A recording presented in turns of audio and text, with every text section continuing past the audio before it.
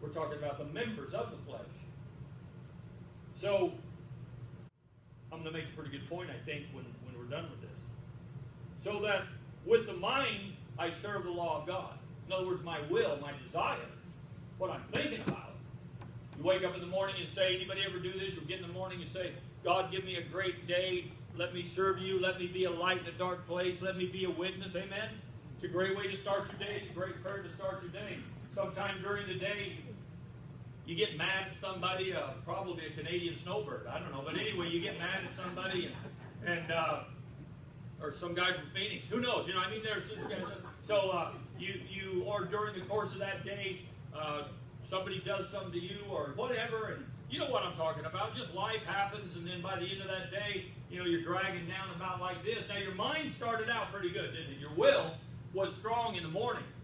I'm ready, you know, I'm ready for this day. And then sometimes things throughout the day happen and take you off. For example, what you're talking about. Who would have known at the beginning of that morning that the truth was going to be revealed by the end of that day, and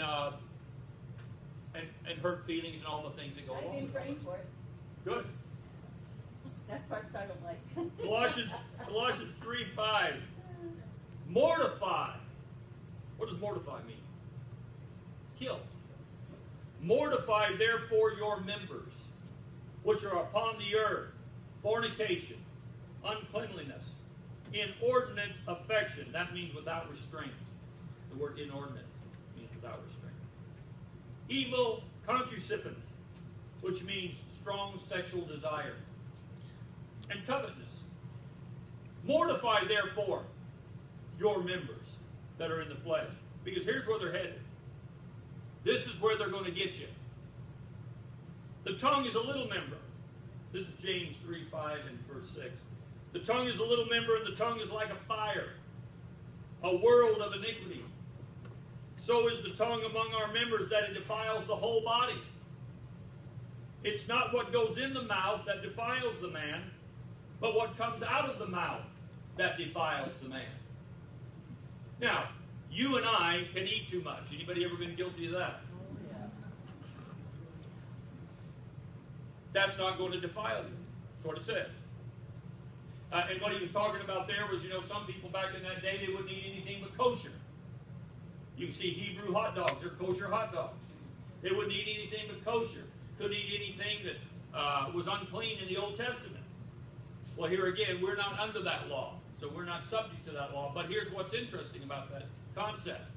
You can sit and eat. And you could eat pork, or you could eat, what are you saying? You could eat pork, you can eat anything. It's not going to hurt you. What's going to hurt you is what you say. The thing that comes out of your mouth. And it can be quite subtle. And maybe it's only to one person. But here's what it can be, for example. And it don't have to be a lady, it can be a man. But we'll just say, here's one individual whispered to the one sitting beside her and said, can you imagine her wearing that?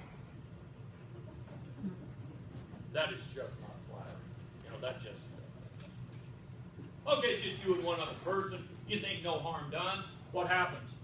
The one that heard it, you believe what she's wearing. Here we go. Before we know it, everybody in the church is thinking what she's wearing. When we should be having our mind stayed upon the Lord.